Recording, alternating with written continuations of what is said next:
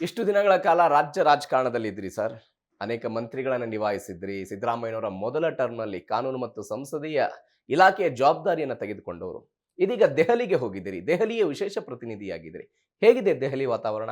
ಕೆಲಸ ಮಾಡೋದಕ್ಕೆ ಎಲ್ಲ ರೀತಿಯಾದಂಥ ಅನುಕೂಲಕರವಾಗಿರ್ತಕ್ಕಂಥ ವಾತಾವರಣ ಇದೆ. ಹ್ಮ್.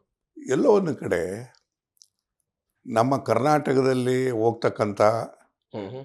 ಪ್ರಸ್ತಾವನೆಗಳು ಹ್ಮ್ ಹ್ಮ್. ಎಷ್ಟರ ಮಟ್ಟಿಗೆ ಹೋಗ್ತಾ ಇದೆ, ಎಷ್ಟರ ಮಟ್ಟಿಗೆ ಅದು ಅಲ್ಲಿ ಪ್ರೋಸೆಸ್ ಆಗ್ತಾ ಇದೆ ಹ್ಮ್ ಹ್ಮ್. ಅಂತಕ್ಕಂಥದ್ದನ್ನೆಲ್ಲ ಮೇಲು ಉಸ್ತುವಾರಿಕೆಯನ್ನು ನಾನು ನೋಡ್ತೇನೆ. ಹ್ಮ್. ಅಲ್ಲಿ ರೆಸಿಡೆಂಟ್ ಕಮಿಷನರ್ ಅಂತೇಳಿ 3 ಜನ IAS ಆಫೀಸರ್ಸ್ ಇದ್ದಾರೆ, ಅಧಿಕಾರಿಗಳು ಸಾಕಷ್ಟು ಜನ ಇದ್ದಾರೆ. ಅದನ್ನು ನಾನು ಆಗಾಗ್ಗೆ ಹೋಗಿ ಹ್ಮ್. ಅದನ್ನು ರಿವ್ಯೂ ಮಾಡ್ತಾ ಇರ್ತೇನೆ. ಅದ್ರ ಜೊತೆಗೆ ಮಾಹಿತಿಯನ್ನು ಇಲ್ಲೂ ಕೂಡ ರಾಜ್ಯ ಸರ್ಕಾರದ ಕಾರ್ಯದರ್ಶಿಗಳಿಂದ ತರಿಸ್ಕೊಳ್ಳುವಂಥ ಕೆಲಸವನ್ನು ಮಾಡ್ತಿರ್ತೇನೆ. ಹ್ಮ್. ಪ್ರಸ್ತಾವನೆಗಳು ಹೋಗ್ತದೆ, ಪ್ರಸ್ತಾವನೆಗಳು ಒಂದು ಹಂತದವರೆಗೂ ಹೋಗ್ತದೆ. ಹ್ಮ್. ಆಮೇಲೆ ಎಲ್ಲೋ ಒಂದು ಕಡೆಗೆ ಅದು ಮಂತ್ರಿಗಳ ಅಪ್ರೂವಲ್ ತಗೋಬೇಕು ಅನ್ನೋ ಸಂದರ್ಭದಲ್ಲಿ ಹ್ಮ್. ಸ್ಟ್ರಕ್ ಆಗ್ತದೆ. ಓಕೆ.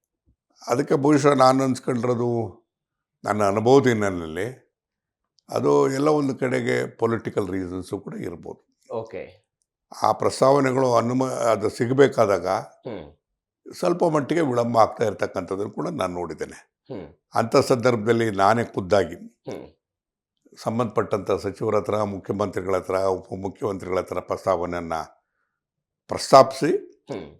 ತದನಂತರ ಸಂಬಂಧಪಟ್ಟಂಥ ಕೇಂದ್ರ ಸಚಿವರು, ಹ್ಮ್ ಹ್ಮ್. ನನಗೆ ಎಲ್ಲ ಸಚಿವರು ಕೂಡ, ಕೇಂದ್ರ ಸಚಿವರು ಕೂಡ, ನಾನು ಅವ್ರ ಜೊತೆ ಉತ್ತಮ ಬಾಂಧವ್ಯವನ್ನು ಕೂಡ ಹೊಂದಿದ್ದೇನೆ. ಹ್ಮ್. ಏನೆಲ್ಲ ಪ್ರಸ್ತಾವನೆಗಳು ಬಂದಿದೆ, ಏನಕ್ಕೆ ಆದ್ಯತೆ ಕೊಡಬೇಕು ಅನ್ನೋದ್ರ ಬಗ್ಗೆ ಕೂಡ ಹ್ಮ್. ಹಾಗಾಗಿ ಚರ್ಚೆ ಮಾಡ್ತಾ ಇರ್ತೀನಿ.